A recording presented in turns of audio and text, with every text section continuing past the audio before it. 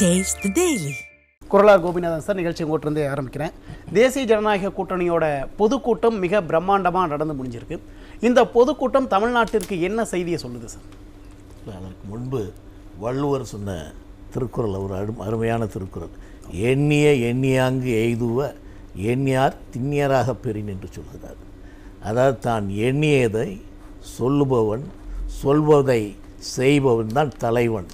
அப்படிப்பட்ட தலைவராக இன்றைக்கு அனைத்து இந்திய அண்ணா திராவிட முன்னேற்ற கழகத்தினுடைய புரட்சி தமிழர் எடப்பாடியார் அவர்கள் நிற்கிறார். என்னென்னா 2025 அவர் தெளிவாக சொன்னார், 2026 தேர்தலில் அனைத்து இந்திய அண்ணா திராவிட முன்னேற்ற கழகத்தினுடைய தலைமையில் மெகா கூட்டணி, பெரிய கூட்டணி அமையும் என்று சொன்னார்.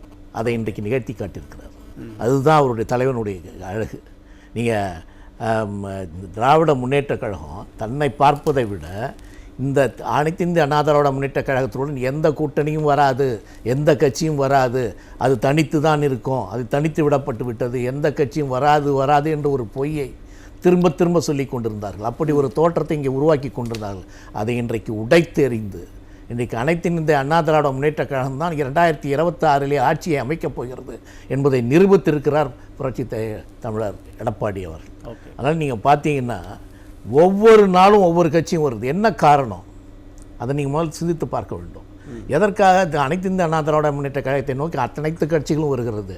இன்றைக்கு தமிழகத்தில் உள்ள பெரும்பான்மையான மக்கள் இன்றைக்கி அனைத்து இந்திய அண்ணா திராவிட முன்னேற்ற கழகத்தின் பின்னாடி போக ஆரம்பித்திருக்கிறார்கள். என்ன காரணம் என்பதை நீங்கள் கொஞ்சம் சிந்தித்து பார்க்கணும். என்னென்னா,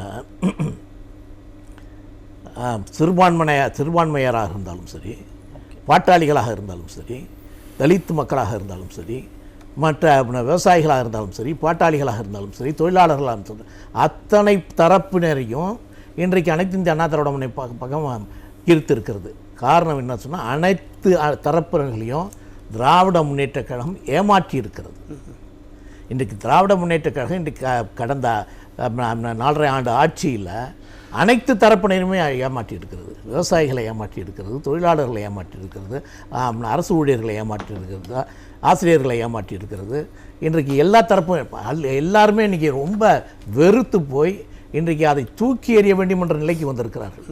இன்றைக்கி எந்த விவசாயி இருந்தாலும் சரி, சாதாரண சாமானியன் நீங்கள் போய் கேட்டிங்கன்னா முதல் பதில் என்ன தெரியல, நீங்கள் எதற்கு ஓட்டு போடுவோம் அப்படின்னு கேட்ட உடனே அடுத்த பதில் என்னென்னா, திமுக வரக்கூடாது, திமுக தீய சக்தி, அது வரக்கூடாது என்கிறது தான் பதிலாக.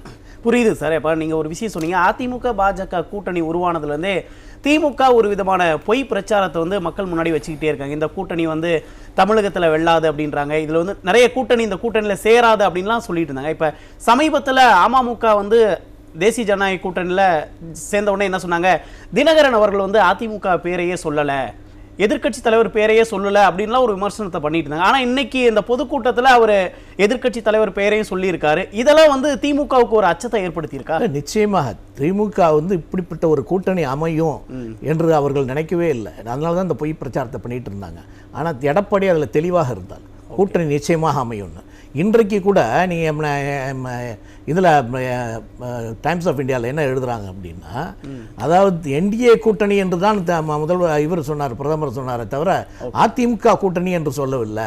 அதிமுக, ஆனால் அவர் தெளிவாக சொல்லியிருக்காரு, it is being leaded by ADMK.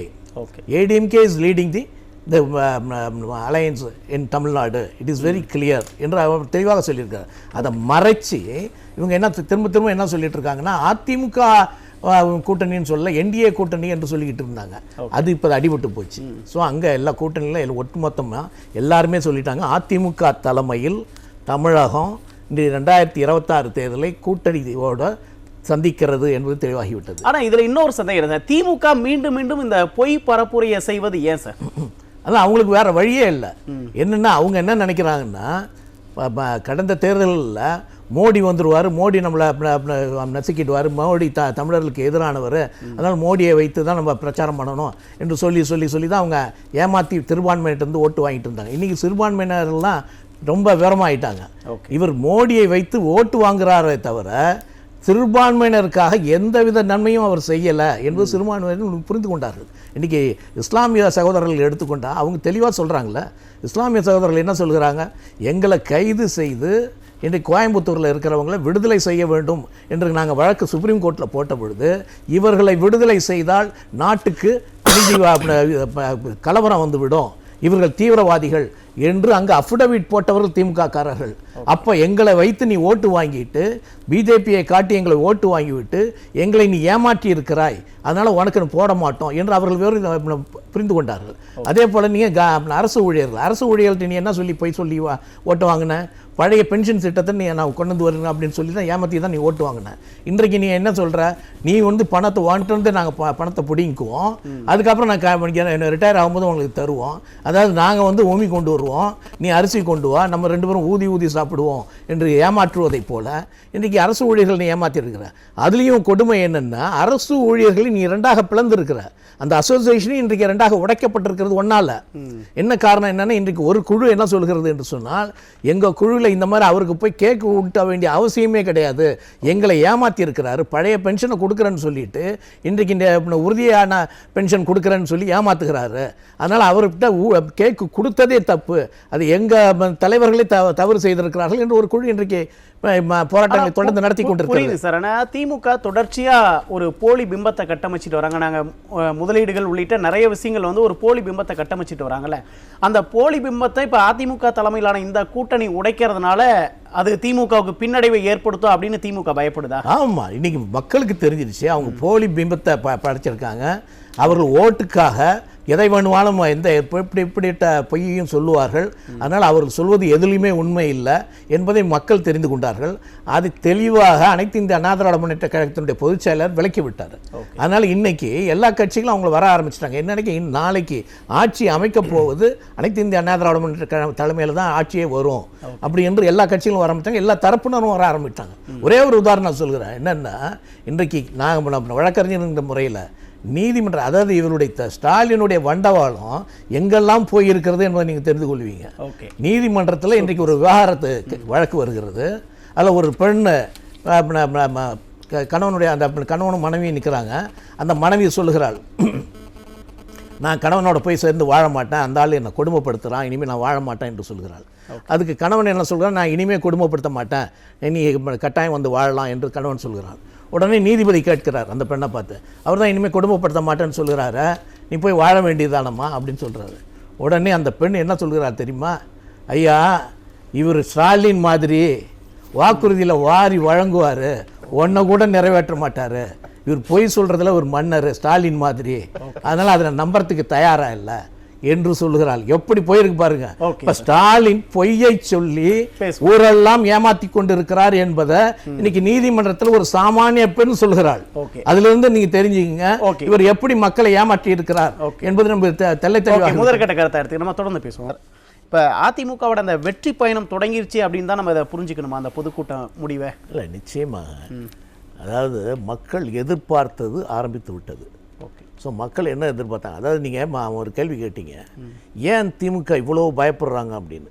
அதாவது இது 2 காரணங்கள் தான். ஒன்று, அவங்க நினைச்சது அதிமுக இவ்வளோ பெரிய மகா கூட்டணி அமைக்கும், மக்கள் எல்லாம் அவர்கள் பின்னாடி செல்வார்கள் என்று அவர்கள் நினைக்கல.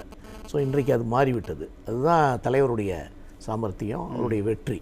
ஸோ அதனால் வெற்றி பயணம் அவர் தொடங்கிட்டார். இன்னொன்று காரணம் என்னென்னா, இவங்களுக்குள்ளே இருக்கிற கூட்டணி இவர் திரும்ப சப்பக்கட்டு கட்டுறார தவிர, நீ காங்கிரஸ்காரர்கள் தெளிவாக சொல்லிவிட்டார்கள், எங்களுக்கு ஆட்சியில் பங்கு இருக்கணும், இது மட்டும் அதிகமான இடம் மட்டுமல்ல, எங்களுக்கு ஆட்சியில் பங்கு இருக்கணும் அப்படின்னு ஒரு சொல்கிறாரு. அங்கே அந்த இவர் என்ன சொல்கிறார், பெரியசாமி, அதற்கு வாய்ப்பே இல்லை என்று சொல்கிறார். அதற்கு வேலுசாமி என்ன சொல்கிறாருன்னா, அப்படி வாய்ப்பு இல்லை என்று சொன்னால் உங்களை தோற்கடிப்பது தான் எங்களுடைய ஒரே வேலை என்று அவர் சொல்கிறார், காங்கிரஸில் இருக்கிறவர். ஸோ அதே போல தான் அவர் பிரவீன் சக்கரவர்த்தி சொல்கிறார், நாங்கள் தொடர்ந்து விஜயோட பேசிக்கொண்டு இருக்கிறோம் என்று. அப்போ என்னன்னா, இவங்க கூட்டணி கொஞ்சம் கொஞ்சமாக சிதிலமடைந்து விட்டது. திமுக கூட்டணிக்குள்ளே ஒரு புகைச்சல் இருக்குன்றீங்க. புகைச்சல் சிதிலமாக அடைந்து விட்டது. நீ திரும்பவும் காங்கிரஸ் அதோட போனால் கூட அவர்கள் திமுகவை தோற்படுவதற்கு என்னென்ன செய்ய வேண்டுமோ அத்தனையும் அவர் செய்வார்கள். அதற்கு அவர்கள் தயாராகிவிட்டார்கள். ஒன்று காங்கிரஸ் உடையும், அல்லது அவங்க உள்ளே இருந்தே அவங்கள எப்படியெல்லாம் தீர்த்து கட்டணுமோ அப்படி செய்வதற்கு அவர்கள் தயாராகிவிட்டார்கள். ஸோ அதனால் அவங்க சுத்தமாக இப்போ வீக் ஆகிட்டாங்க. ஸோ இப்போ சமீபத்தில் எடுத்த டெல்லியிலேருந்து வந்த செய்தி நான் சொல்கிறேன். ஏறக்குறைய 62% அனைத்து இந்திய அண்ணா திராவிட முன்னேற்ற கூட்டணி பெறும் 2027 என்ற செய்தி வந்திருக்கிறது. ஸோ 62%, 50க்கு மேலே 12%. ஸோ அப்படி வெற்றியை நோக்கி இன்றைக்கு பயணத்தை தொடங்கி விட்டார் நவீன். இன்னொரு இவங்க சொல்கிறாங்களே இவங்க பணம் இல்லைன்னு சொல்லிட்டு, இவ்வளவு நாள் இல்லாத பணம் இன்றைக்கு எப்படி வர முடியும்?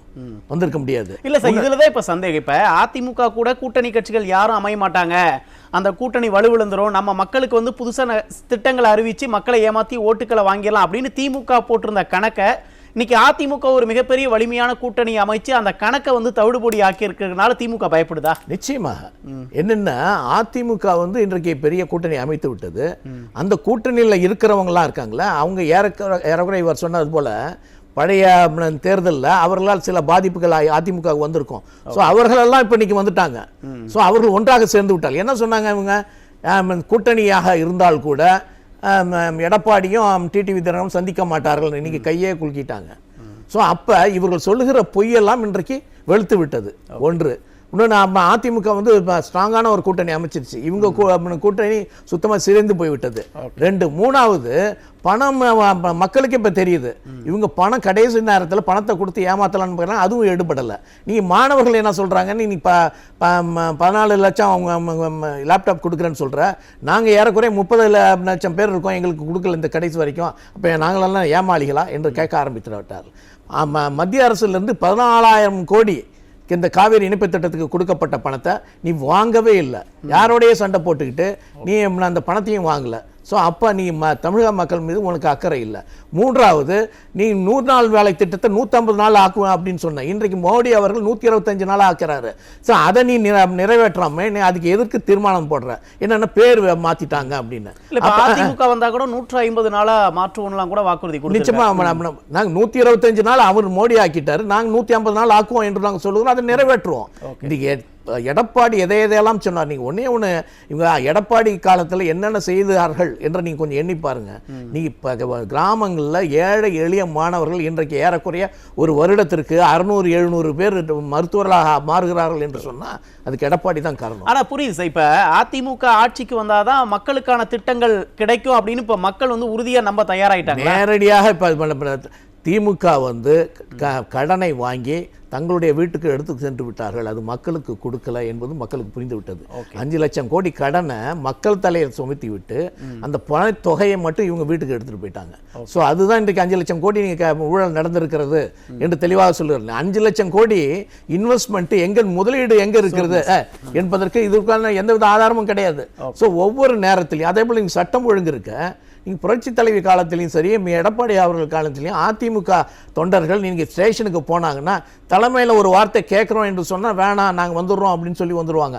ஆனால் இன்றைக்கு போலீஸ்காரர்களையே காவல்துறையே இன்றைக்கு மிரட்டி அவர்களையே அடிக்கிற நிலைமை வந்திருக்கிறது. அதை தான் மக்கள் பார்த்து கொண்டிருக்கிறார்கள். சட்டம் ஒழுங்கு சுத்தமாக கெட்டுவிட்டது. அதே போல கஞ்சா பழக்கம், போதை பழக்கம் எல்லா இடமும் மோசமாக இருக்கு. அதனால மக்களுக்கான ஆட்சி வந்து அதிமுக ஆட்சி தான் கிடைக்கும் அப்படின்னு மக்கள் நம்புறாங்க. திமுகவை தூக்கி எறிய வேண்டும் என்கிற நிலைக்கு வந்து விட்டார்.